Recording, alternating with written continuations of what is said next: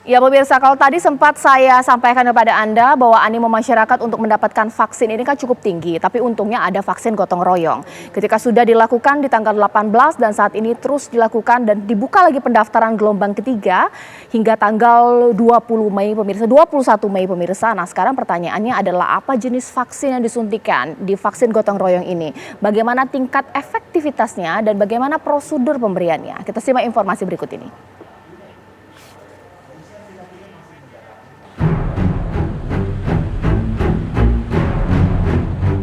Pemerintah sudah resmi menetapkan aturan bagi pelaksanaan vaksin gotong royong melalui Peraturan Menteri Kesehatan Nomor 10 Tahun 2021. Pelaksanaan vaksin gotong royong ini merupakan strategi untuk mempercepat vaksinasi di tanah air yang merupakan inisiasi dari para pengusaha.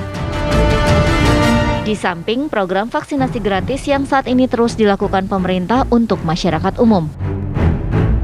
Dalam Permenkes ini, vaksin gotong royong ditujukan gratis bagi para pekerja dan keluarganya yang pembiayaannya ditanggung perusahaan secara mandiri.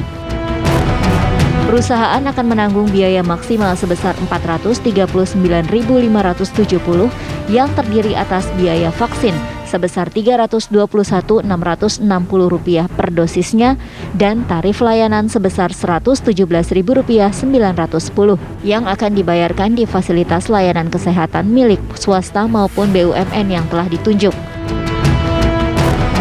Pelaksanaan vaksin gotong royong ini akan berbeda dengan vaksin gratis yang digelar pemerintah. Jika pemerintah menggunakan vaksin Sinovac, AstraZeneca, Novavax, dan Pfizer, maka vaksin gotong royong akan menggunakan vaksin Sinopharm dan CanSino. Ya pemirsa, kalau kita berbicara mengenai vaksin, selain memang mungkin pertanyaan dari kita adalah dapat ya tidak vaksin. Mungkin nunggu-nunggu vaksin gratis dari pemerintah nggak dapat juga. Nah sekarang sudah ada vaksin gotong royong, tapi pertanyaan masyarakat adalah tingkat keefektivitasnya seperti apa? Apakah lebih baik dari vaksin yang diberikan oleh pemerintah? Langsung saja saya tanyakan kepada Bapak Imam Fatur Rahman, Direktur Pengembangan Bisnis PT Kimia Farma Tbk. Selamat malam Pak Imam. Ya, selamat malam Mbak Caca. Ya. Pak Imam, ini kan angin segar ya buat masyarakat kita agar lebih banyak lagi dijangka vaksin. Tapi pertanyaan masyarakat mungkin simpel. Apa jenis vaksin yang disuntikkan Pak dalam vaksin gotong royong? Benar bahwa ini lebih ampuh dari vaksin pemerintah yang saat ini sudah diberikan, Sinovac, seperti apa? Ya, memang yang saat ini yang dipersiapkan untuk vaksinasi gotong royong adalah vaksin Sinopharm yang tingkat efikasinya sebesar 78%. Yang mana ini melampaui standar efikasi minimal yang ditetapkan oleh WHO. Jadi WHO waktu itu menetapkan bahwa efikasi minimal adalah 50%. Saya pikir Sinopharm ini adalah sebuah pilihan yang juga merupakan program vaksin gotong royong untuk mempercepat herd immunity. Demikian Mbak Caca. Iya Pak, dari tanggal 18 ya kalau tidak salah ya sudah dilakukan penyuntikan gelombang pertama, dihadiri oleh Presiden juga. Nah sampai hari ini atau mungkin ini merupakan momentum gelombang ketiga pendaftaran, masih banyak Pak yang daftar, sampai tanggal berapa sih? Ya. Masyarakat, bentar.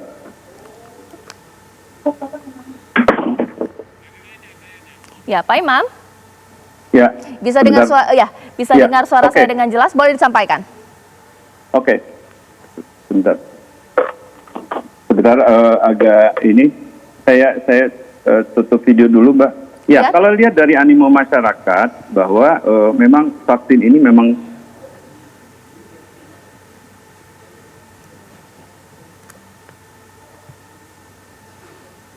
Pak Imam. Ya, Mbak. Ya, boleh dilanjutkan? Kalau lihat dari, saya izin melanjutkan ya. Kalau lihat dari animo masyarakat, vaksin ini sangat dinantikan oleh masyarakat karena memang vaksin ini sangat ditunggu-tunggu untuk mempercepat pemulihan ekonomi. Saya pikir ini juga kita patut memberikan apresiasi kepada perusahaan dan pelaku usaha untuk juga bahu-membahu secara gotong royong, di mana vaksinasi secara sukarela, secara gotong royong itu bisa terlaksana dengan baik. Demikian Mbak Caca. Iya, Pak, kalau misalnya vaksin dari pemerintah sebelumnya, memang saat ini kan difokuskan untuk kategori-kategori yang diprioritaskan. Nah, kalau nanti untuk sektor swasta, Berarti rentang atau kategori yang bisa mendapatkan vaksin ini detailnya seperti apa, Pak? Ya, Rentang umur, riwayat penyakit, dan bagaimana? ya. Sesuai dengan dokumen yang kita dapatkan tentang kualifikasi produk Sinopharm, memang rentang umur itu memang mulai dari 18 tahun, bahkan hampir sekitar 80 tahun. Jadi itu adalah memberikan rentang usia yang cukup lebar, yang memungkinkan juga semua orang bisa mendapatkan akses, mendapatkan vaksin gotong royong dengan baik. Ada kategori tertentu yang tidak boleh disuntikan vaksin Sinopharm ini, Pak? Secara umum sama dengan vaksin program. Jadi sesuai dengan hasil asesmen yang dilakukan oleh dokter sebelum dilakukan vaksinasi, beberapa penyakit yang disebabkan mereka harus ditunda pelaksanaan vaksinasinya, seperti juga hipertensi atau kondisi-kondisi lain yang tidak memungkinkan untuk dilakukan vaksinasi, itu juga bisa saja akan ditunda pelaksanaan vaksinasinya. Oke. Demikian Mbak Caca. Baik, karena ini memang kerja-kerja yang baik pasti dari Kimia Farma sendiri, bahkan juga Kimia Farma Diagnostika dan juga Kadin. Nah, kalau alur Pak, nah mungkin ada perusahaan yang sudah mau mendaftar ini, atau mungkin ada masyarakat atau pemirsa TV One yang pengen, saya mau dong disuntik Sinopharm. Nah, bisa tidak Pak daftar mandiri atau harus perusahaan yang mendaftarkan? Ya, vaksin gotong royong ini memang sesuai dengan regulasi keputusan pemerintah, Menteri Kesehatan yang sesuai diatur dengan juknisnya. Di situ disebutkan bahwa memang yang boleh melakukan pendaftaran pelaksanaan vaksinasi itu adalah perusahaan untuk para karyawannya maupun keluarga yang tinggal di rumah, bahkan juga dimungkinkan untuk masyarakat di sekitar perusahaan yang atas nama perusahaan semua pembiayaannya di-cover oleh perusahaan. Jadi dengan demikian vaksin gotong royong ini memberikan keleluasaan bagi perusahaan yang seluruhnya semua orang yang dilakukan vaksinasi secara gotong royong tidak dipungut biaya apapun, semua ditanggung oleh perusahaan. Kalau ada petugas yang minta upah, tip gitu juga tidak boleh dikasih gitu Pak ya? Tidak boleh Bu, semua harus melalui perusahaan yang mengcover pelayanan vaksinasi ini. Di mana ya Pak nanti rencananya tempat penyuntikan vaksinasi? Ya, semua dilakukan secara prosedur oleh Bio Farma, karena yang dapat penugasan untuk melakukan pelaksanaan vaksinasi adalah PT Bio Farma.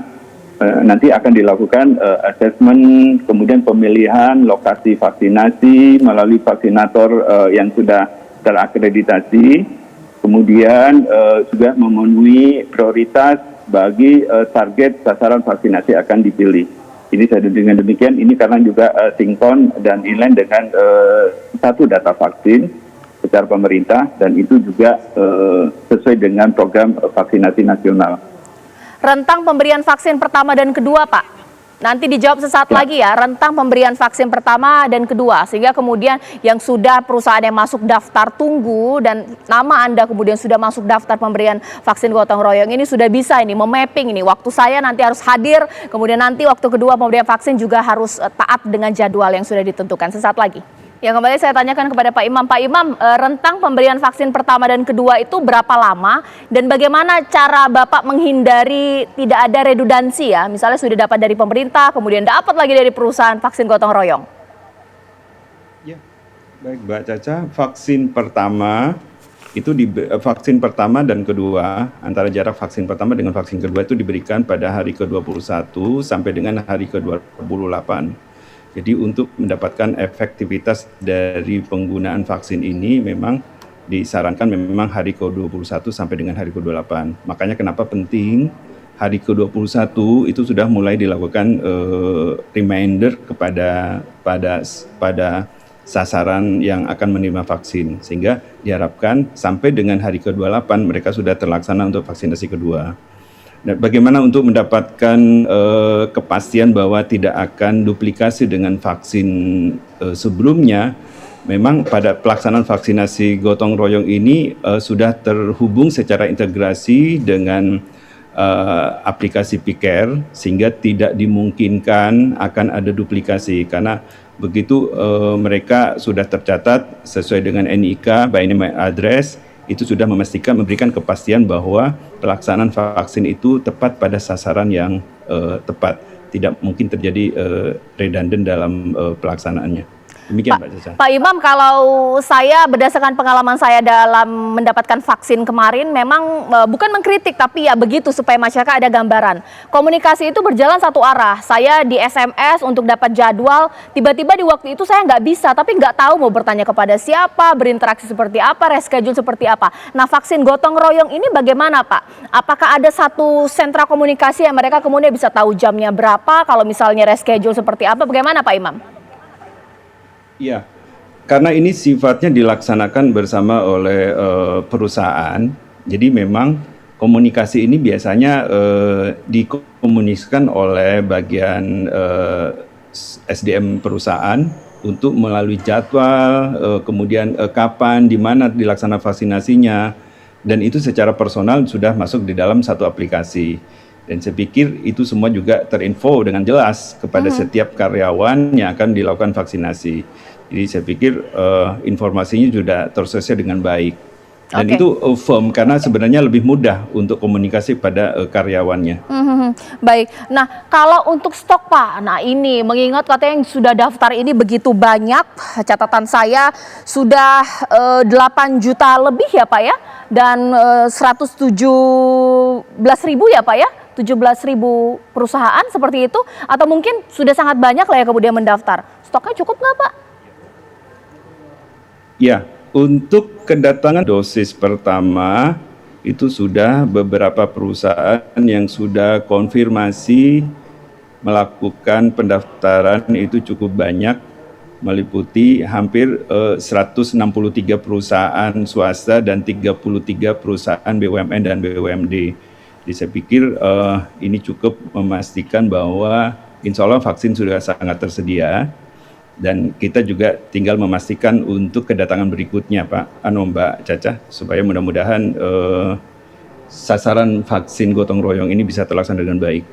Baik, nah saat ini memang disasar di kota-kota besar terlebih dahulu, atau mungkin daerah-daerah juga nanti pastinya akan diberikan distribusi yang juga seimbang Pak Imam? Ya, sesuai dengan koordinasi dengan Kementerian Kesehatan, diutamakan untuk daerah-daerah yang memang memiliki status dari tingkat kasus yang cukup tinggi. Diusahakan untuk prioritas untuk lokasi atau daerah di mana kasus untuk positif coronanya itu lebih tinggi. Jadi diharapkan itu juga bisa memenuhi sasaran prioritas pertama. Yang kedua, daerah-daerah industri yang memang diharapkan produktivitas perusahaan sehingga bisa meningkatkan pemulihan ekonomi dengan cepat, itu juga menjadi salah satu pertimbangan untuk penetapan prioritas dari vaksinasi. Jadi memang untuk lagi-lagi untuk memicu percepatan kegiatan ekonomi agar segera pulih. Demikian Mbak Caca. Pak, kalau kita berkaca dalam pemberian vaksin pemerintah kemarin biasanya dilakukan di tempat yang sangat besar seperti GOR, tempat yang sekolah, gedung dan lain-lain. Itu juga sangat membludak mereka-mereka yang mau diberikan vaksin. Mengingat nanti pemberian vaksin untuk gotong royong dilakukan di vaskes, klinik dan juga rumah sakit. Mengingat juga perusahaan kalau punya karyawan kan ribuan Pak. Bagaimana cara membatasi membludaknya mereka yang mau divaksin untuk satu perusahaan? Ini diperlukan koordinasi dan komunikasi yang baik, sedemikian rupa satu, fasilitas kesehatan yang akan dipakai untuk pelaksanaan vaksinasi itu sesuai dengan standar pelayanan yang baik, itu juga menjadi prioritas pertama. Yang kedua, mudah-mudahan kegiatan vaksinasi itu tidak terlalu mengganggu kegiatan aktivitas dari produktivitas dari sebuah perusahaan, sehingga kenapa yang dipilih mungkin dilaksanakan di daerah perusahaan itu sendiri yang dilakukan secara onsite untuk memudahkan pelaksanaan vaksinasi dengan baik. Tentu keputusan ini harus berkoordinasi dan mendapatkan perizinan dari Dinas Kesehatan setempat. Sehingga dengan demikian secara regulasi itu bisa memenuhi dan secara produktivitas dan efektivitas pelaksanaan vaksinasi juga bisa tercapai dengan baik. Jadi dua hal yang menjadi pertimbangan kita kenapa pemilihan lokasi vaksinasi itu menjadi penting dan memang akan lebih efektif dilakukan di tempat perusahaan di mana dilakukan vaksinasi. Oke, Pak, dari yang sudah mengalami disuntikan vaksin Sinovac ini, biasanya pasca penyuntikan, Pak, apa gejala-gejala apa yang biasanya sering timbul? Kalau mungkin Sinovac seperti yang kemarin, sempat ada yang merasa sedikit meriang, mengantuk, mungkin pegal di bagian penyuntikan. Bagaimana, Pak?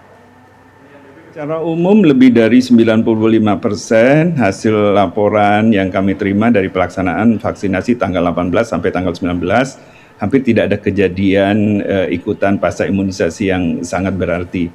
Dan alhamdulillah semua berjalan lancar, tidak ada kejadian yang tidak diinginkan, Mbak. Alhamdulillah semua lancar, baik. Pak Imam, terima kasih banyak atas waktunya. Nah, ini semakin komplit ya, sudah ternyata tingkat efikasinya tinggi, sama juga tidak ada gejala yang kemudian ditimbulkan pasca penyuntikan. Ini menjadi angin segar buat perusahaan-perusahaan untuk mendaftarkan dan juga kemudian memasukkan nama karyawan mereka agar aman sehingga perekonomian ini bisa kembali pulih, pemirsa.